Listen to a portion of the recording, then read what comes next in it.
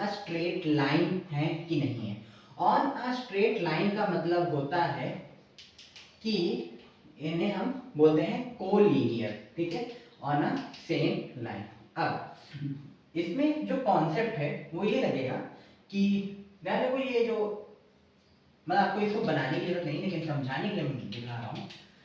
जो हमारा point A है 0,0 वो यहाँ होगा, राइट। एक जो हमारा पॉइंट एम है -3 -4 दोनों नेगेटिव के हैं तो वो यहाँ होगा -3, -4।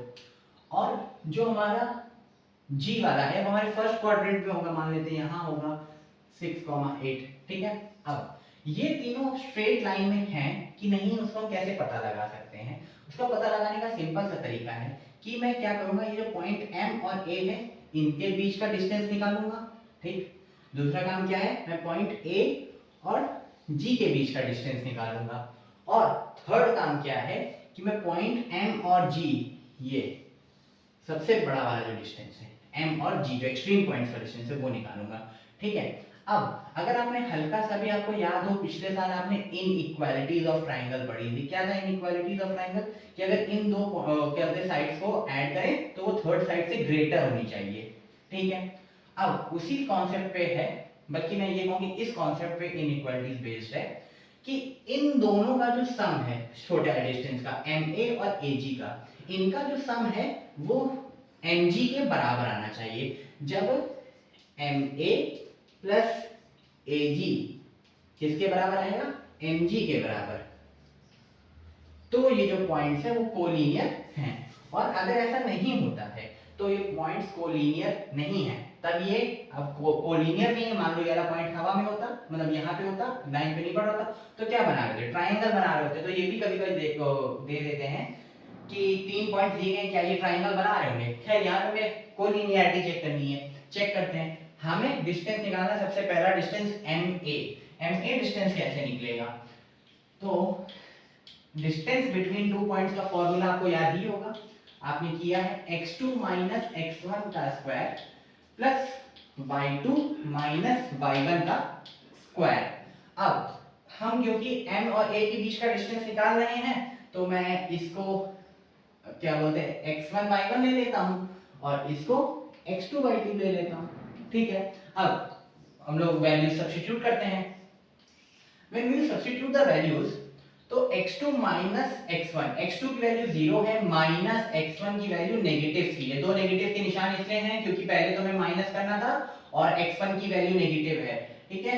उसका स्क्वायर प्लस y2 y1 का स्क्वायर, y2 मतलब -4, सॉरी y2 मतलब 0 और y1 मतलब -4 का स्क्वायर, ठीक है। अब माइनस माइनस प्लस हो जाएगा तो 0 + 3 3 का स्क्वायर प्लस ये भी माइनस माइनस प्लस हो जाएगा तो 0 + 4 4 का स्क्वायर।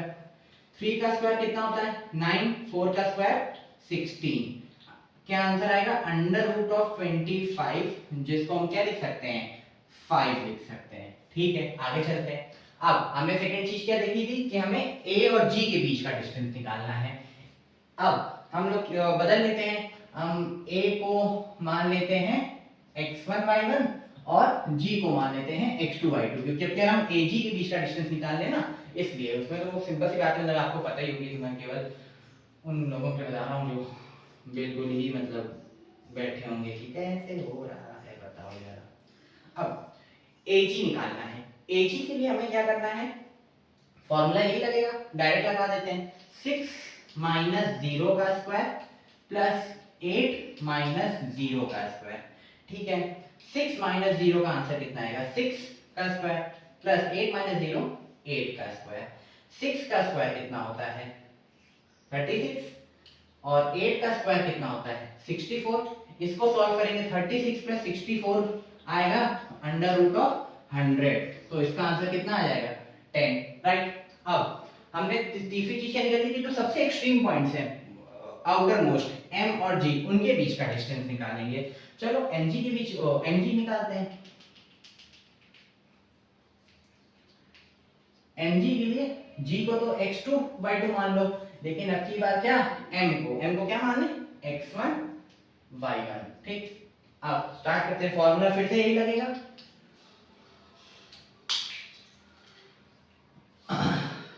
x2 6 माइनस x1 -3 इसका स्क्वायर प्लस y2 8 माइनस -4 का स्क्वायर, राइट। सॉल्व करते हैं, माइनस माइनस प्लस हो जाएगा, 6 + 3 9 आएगा, 9 का square plus minus minus plus हो जाएगा, तो 8 + 4 12 हो जाएगा, 12 का स्क्वायर। 9 का स्क्वायर कितना होता है 81, 12 का स्क्वायर कितना होता है 144। ऐड कर देते हैं 4 और 1 5, 8 4 12 2 225, 225 किसका है 15 का है, तो हमारा आ गया 15। अब हमने क्या देखा था, हमें देखना है कि MA + AG MG के बराबर होना चाहिए। अब देखिए अगर आपके पास दूसरा डाउट है कि अगर मान लीजिए हम प्लॉट नहीं कर रहे हैं पॉइंट्स, क्योंकि प्लॉट तो करना नहीं था, तो हम ये कैसे पता लगाएंगे कौन से दो ऐड करने हैं। तो सिंपल सी बात ये है कि दो जो सबसे छोटे हैं, हमारे केस में 5 और 10, इन दोनों को ऐड करके हमें थर्ड वाला जो लॉन्गेस्ट है वो मिलना चाहिए, ठीक है। सिंपल सी बात क्या है कि दो सबसे छोटे हैं उनको ऐड करके हमें बड़ा वाला मिलना चाहिए। तो हम चेक करेंगे कि MA + AG क्या ये MG के बराबर है। देखते हैं MA की वैल्यू कितनी आई थी 5 और AG की वैल्यू कितनी आई थी 10, तो और हाँ ये 15 के बराबर है ना, 15 = 15। अब क्योंकि हमने देखा कि दो छोटे डिस्टेंसेस को ऐड करने पे हमें जो है लार्जर डिस्टेंस मिल रहा है, इसका मतलब ये है कि ये पॉइंट कोलिनियर है। अगला वाला क्वेश्चन भी ऐसे होगा, आई होप आपको ये समझ में आ गया होगा।